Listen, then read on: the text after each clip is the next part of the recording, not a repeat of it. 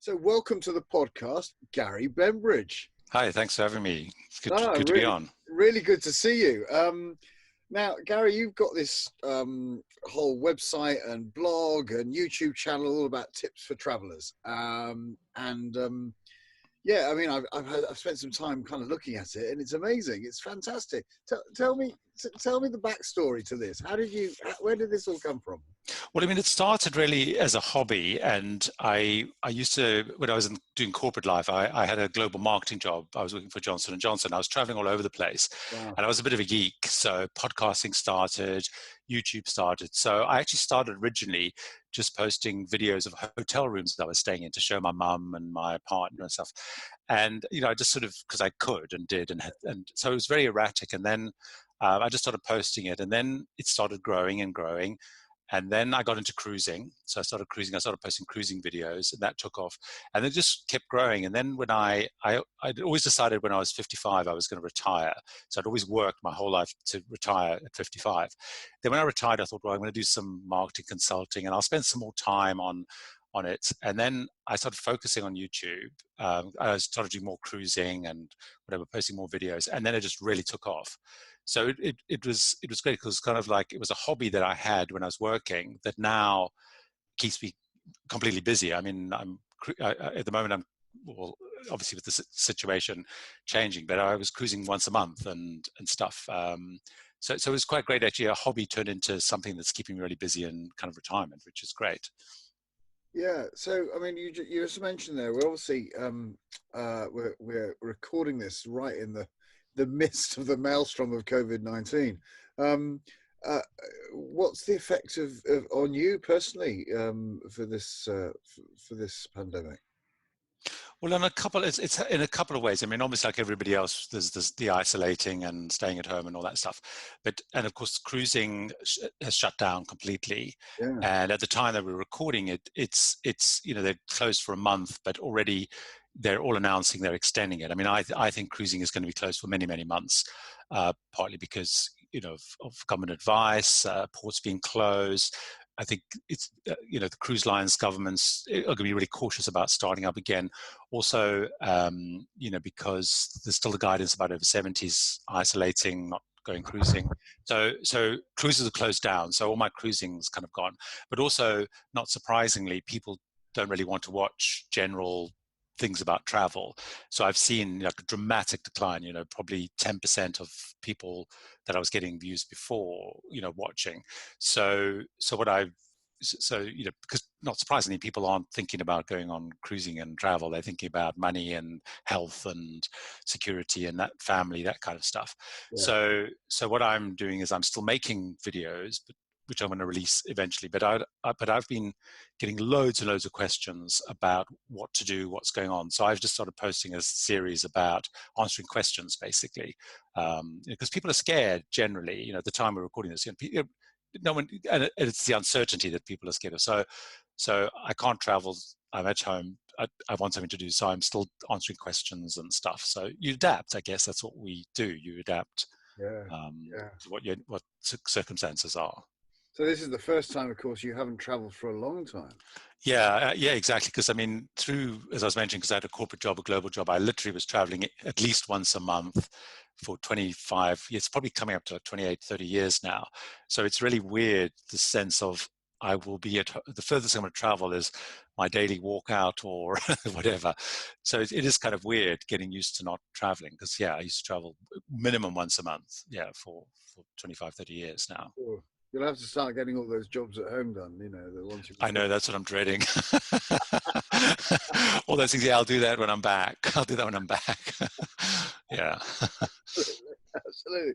Now, the cruising thing, I mean, we've got lots of people, I know clients of ours at MFP and lots of listeners to the Retirement Café podcast enjoy cruising. And it seems to polarize people, so some people, love it. Obviously they go and do it. And other people go, no, I'd never do a cruise. That'd be just the worst thing in the world. 2 million Brits took a cruise last year. What's the attraction? I think it's interesting your point about the difference. What it says, if you get someone on a cruise, on the right cruise ship, they will go cruising for the rest of their life. So there's all those kind of myths and perceptions. But once you get on a cruise, and I think particularly if you don't want all the hassle of going to airports, security queues, chopper changing, the big attraction of cruising, I think, is the simplicity of it.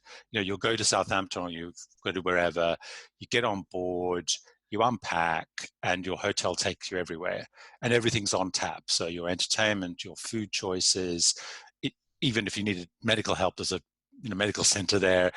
Someone's worked out the best tours to do. So you meander down to the shore excursions. They'll give you, there's talks about what you should see in a port, how you get around. It's just, I think, the simplicity. And I think also because life generally is quite complicated. Planning for a vacation is quite a complicated thing. And actually just removes a lot of that, and particularly with river cruising, even more so. River cruising is even more organized than ocean cruising. So I think that's the key thing, is the sense of just the ease and simplicity. And also, if you do want to explore somewhere, if you want to go to Europe and you're worried about, language and all that kind of stuff, cruising gets rid of all of that, and you can get a good, if you want to go to the Caribbean, you can see 5 or 6 islands in a week. If you can, in Europe, you can do 5 or 6 countries, so you get a good sense of a place. So if you also want to go somewhere but you're unsure about it, it removes that. So for example, last year, we did a cruise around Japan, and Japan I've been to before work to Tokyo, and I knew it was quite difficult as an English speaker, because it's not, it's much more difficult. But the great thing is you could go to Japan, go around Japan, see all the key places in a sort of a curated way, as it were. It made it so much easier. Then you can decide, actually, I want to go back and explore those places in more detail. So I think that's the key thing. The other thing is actually when you look at it in terms of value for money. So if you compare doing a lot of that stuff on land, you can cruise for much less per day. Now, obviously, you can stay in a massive big suite and spend a fortune, but so you can do that kind of thing. I think the other thing, so I have lots of reasons you can tell I'm quite passionate about this. The other thing that I think where cruising is becoming really, really popular, particularly with like retirees or older people, is multi-generational travel. So the great thing is, you can go away with your whole family. So if you've got, kids or grandkids or whatever, you can go on a cruise and you can do your thing. The kids can go to the kids club all day. They can even go on different excursions, but at meal times you can get together, you can go and see the show together. So it's actually a great way of, so also within your family, if, some people have got more money than others, some can go in an inside cabin, some can go in an ocean view cabin, some can go in a suite, but you can still all get and do stuff as a family. And that's a big trend, is multi-generational travel, because it's so much easier for families to do. Because the problem is, if you go together, to Devon or to Tenerife or something, everyone sort of has to do the same thing. Whereas on a cruise ship, everyone can do their own thing. And I think that makes a massive difference. Cool. So for someone who would, maybe not have cruised before, where would you suggest they started? I would suggest the simplest place to start is actually doing a no-fly cruise. So going out of Southampton, although you can also now sort of go to about Portsmouth or Dover, but largely Southampton is the main place. I would start with something out of Southampton. So, and if you're kind of nervous, go more for a week-long cruise. So a great week-long cruise, you can do some week-long cruises which go to parts of Northern Europe. A great starter cruise actually is to do the Norwegian fjords, because they are week-long cruises. You have a day at sea there, a couple of ports that you go to, and a day at sea back. But also what's great about that is once you get to the fjords, is even your sailing time is phenomenal. So all around, because you're going right deep into the fjords, so you just have incredible scenery. And again, it's very accessible. It's only a week you're committing to. And once you're on land, there's loads of things to do, active things, sightseeing things, whatever. So that, I would say, is the best thing to try. What a lot of people used to try is you could go on these short 3-night, 2-nighter cruises. Unfortunately, what's happened with those is taster cruises. They've become a little bit party cruise. So people will say, right, I'm going to go for a girls' weekend or a boys' weekend away. So actually, they don't give you a good cruising experience in my view. So you might get a sense of the ship, but you don't get a good sense of the experience. So actually, committing to one of those kind of week-long or even a 5-day France, Spain one. So you're not making a massive commitment, and also because there's lots of choice, it's not crazy expensive to do. Right. That's what I would suggest. What about the size of the ship? I mean, there's all different types of providers. Yeah. I mean, there's the companies we've heard of, Royal Caribbean or whatever, but also there's some smaller firms, aren't there? Yeah, I mean, it's as I was saying earlier, one of the critical things, you've got to get on the right cruise line and the right ship. So you're right, the big trend in cruising is to the big mega ships. So the Royal Caribbean, the big new P&O ships, for example, some of the big celebrity ships, there's some really, really big ships, which are fine if you're the sort of person that likes going to a big resort. So if you're the sort of person who would like going to Las Vegas or, somewhere really big where it's this ice skating and rock climbing, if that's for you, then go for those big ships. The problem is you've got 3,000 people on there. I would say, personally, and I love going on those ships obviously because it's good for my channel and it's great to see what's happening. I like cruising on mid-sized to small ships. So the mid-sized ships in cruising, you're talking about 1,500 to 2,000 passengers. Sort of 800 to 1,000 cabins, basically. So those ships, you don't get all the big queuing, getting on, getting off is great. And then you're right, you do get the smaller ships. Now they are much more expensive, but just because of the economies of scale. So you have cruise lines like Oceania, Azamara, all the premium lines like Silver Seas, Seabourn, but that's going to cost you much more to go on those. But if you're worried about the crowds, you're worried about lots of people, then look at things like Azamara, Oceania, those kinds of cruise lines, because that's more of a, like staying in a smaller, not boutique hotel, because it's not as small as that, but you're not going to have all the, the big production shows and that sort of stuff. Staying out of the UK, you can do all of those. They all sell out of the UK at some point during the season. Interesting. And so what about kind of special interest cruises? I mean, to kind of, I don't know, places that maybe not usually accessible. I don't know. I'm just thinking maybe, I don't know whether they're available, but things like the Galapagos Islands and things like that. There's something really quite, unique. Yeah. I mean, the two other big trends in cruising, one of which is themed cruises. So, special interest cruises. So everything from Star Trek through to, TV show type stuff. You'll even find if you're big into knitting, you'll find a knitting cruise. It's literally, so those are really growing really fast. And the reason that they're probably growing fast because the cruise industry and lots of clubs and societies are seeing it's a good way of holding conferences or events stuff. So if you're really interested in something, some sort of sport or something, you're probably going to find a special interest cruise. So like, Monaco Grand Prix, those sort of things, you'll find lots of cruises. Golf cruising, it's really big. But then you're right, the second big trend is what the cruise industry calls expedition cruising. So the Arctic, Antarctica, Galapagos, and Alaska, although that's more mainstream, but it's still that sense. So, and then parts of Australia, like the Kimberley, all around that part. So those are growing quite big. Those are really small ships, though. You're talking, in the Galapagos, I think it's a maximum of 100 people. In Antarctica, it's 200 because you can only have 200 people at a landing in a period of time, 100 at a time.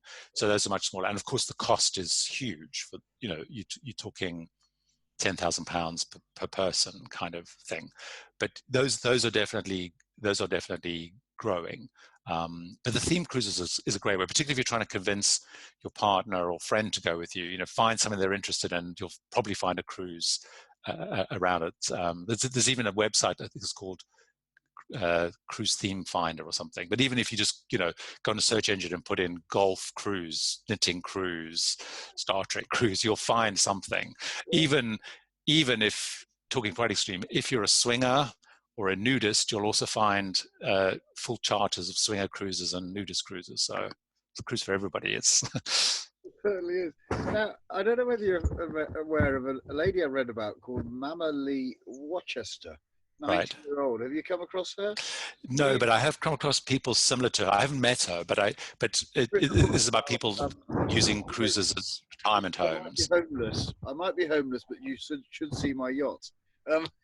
She's yes. like So she's a permanent resident on, husband died, Yes, passed away, etc. She's a permanent resident on the cruise line. yes. Tell me about that. Yeah, I mean, there's a few people who've done it. In reality, it's very few people have actually done. One of the most famous, I've forgotten her name, who lived on the QE2 before it went into retirement for years and years and years. And there is a guy at the moment on a Royal Caribbean ship who's been on, well, he won't be now because at the time of recording, because the ship's out of service.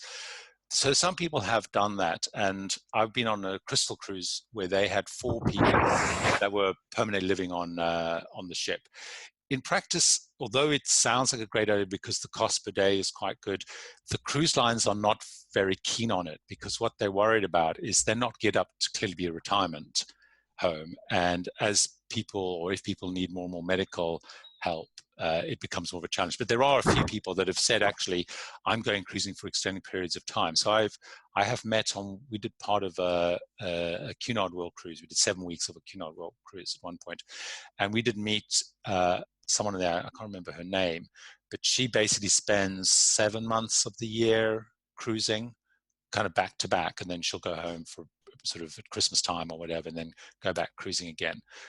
So if you actually looked at the per day cost of, say, a care home versus cruising, it's completely, it's actually cheaper to do, but it tends to be fewer, and the cruise lines are worried about actually having people turning into retirement home. But there is, I mean, there is the World, which is one cruise ship where you can actually buy an apartment, a cabin on there, and cruise all year round. So that's one option. And then Crystal were talking, although they've cancelled it now, but they were talking when they built all their new ships of creating at least one deck, which was going to be permanent housing, where you could basically like lease out a permanent place. But they've backed away from that, I think, because they realized just the implications of that were too great. Right.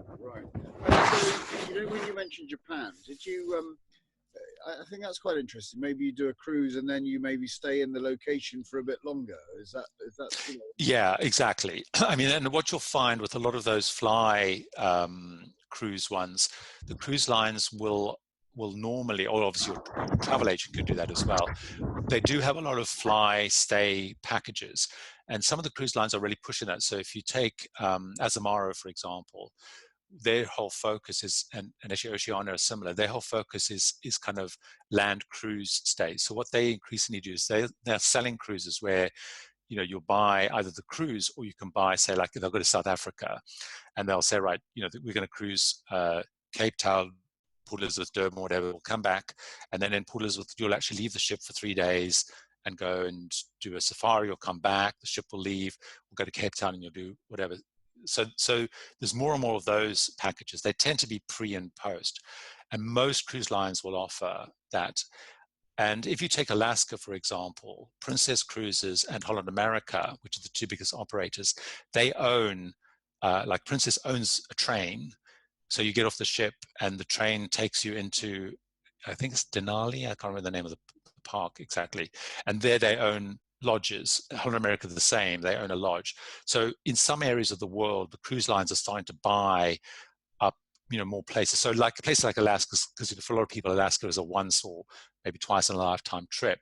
And, you only can see so much by sea. So they're building in a land part. And it's interesting, they're starting to buy, like Carnival Corporation, which owns 7 or 8 of the cruise lines. They've bought some of the big, like the railway, the old Skagway Railway. They've now bought as more of a tourist attraction. But they are cruise lines are starting to blend a little bit more that stay. Yeah. And what's the challenge around insurance? Do people, I've had a couple of clients of mine have said that they start, post 75, they start to worry a bit about getting insurance or pre-existing medical conditions. Yes. Especially the cost of any cruises into the States. What's your view on that? Yeah, I mean, it is, there are, I mean, the easiest way of cruising if you're over 50 and worried about insurance is Saga Cruises. So what Saga Cruises do is they will include the insurance in the fare. Right. So, and obviously I guess because Saga ultimately are an insurance company. So if you're worried about it, the easiest cruise line out of the UK is Saga, because then you don't have to worry about insurance. It's included as standard. But you're right, it is a challenge, particularly once you get to 70. 70 seems to be the real challenge.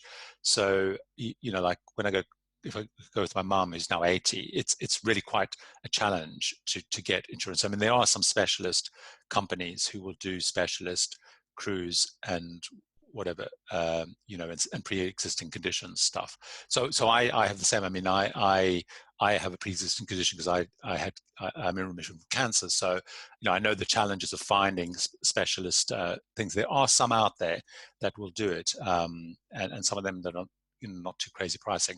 I think over the coming year, from what I'm seeing, I guess travel insurance generally is going to be a challenge anyway for everybody, but especially for cruising. What's also really important with the insurance piece, building on that, is it's very important when you buy travel insurance is you make sure it has cruise cover, because some insurance policies don't cover cruising specifically, and you sometimes have to pay a slight premium for that. And that's because if you have to be evacuated from a ship, there's a lot of cost to that. So really also important is double check when you buy insurance that includes cruise cover, because some of them charge a little bit extra for that. But right. Yeah. Well, that's a top tip. So if I was thinking about going cruising for the first time, where would is it a travel agent? Is it do it book direct? What would your Yeah, that's a really key point. My recommendation to people is, research yourself like crazy, especially my channel, obviously, but research like crazy. But I would strongly recommend, if you're a first-time cruiser, go to a travel agent, and ideally someone that focuses on cruising. And the cruise lines, actually, most of the cruise lines will encourage you to go through an agent.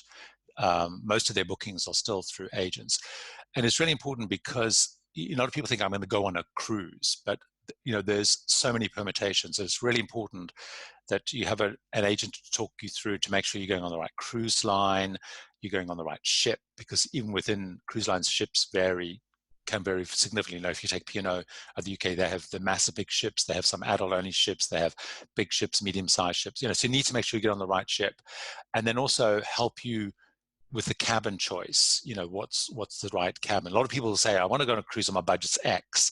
That's the worst way to go. So, and a good agent will ask you lots of questions around, they'll ask you what you like doing, what your interests are, how much you like to dress up, not dress up, all those kind of things. They will navigate you, but they'll help you. So I would strongly recommend go to an agent, but also do a lot of work. I mean, one of the things, the great thing, I think, particularly with YouTube, for people who are new to cruise, is you can go in, there's loads of ship tours, tips, etc. So you can go and see the stuff. So I would encourage that. The other thing I would encourage people to do is, the biggest site in the world for cruising is called Cruise Critic. And on there, they have their own reviews, but it's a bit like a TripAdvisor. In fact, it's owned by TripAdvisor. It's like a TripAdvisor. So, there's lots of reviews, there's lots of, and also before cruises, you can go into roll calling, you can chat to people on your cruise and stuff. So that's a really good resource, particularly, I was sort of like, talk to an agent, use YouTube. A lot of agents will direct you to YouTube, actually. Use that a lot to look at what's going on, what the ships are like. And then once you've booked us, use Cruise Critic to help you kind of just prepare, because, it's great. And they have, Cruise Critic often host meetups on a lot of ships and stuff like that. So, but an agent, I would say, is key. Okay, great.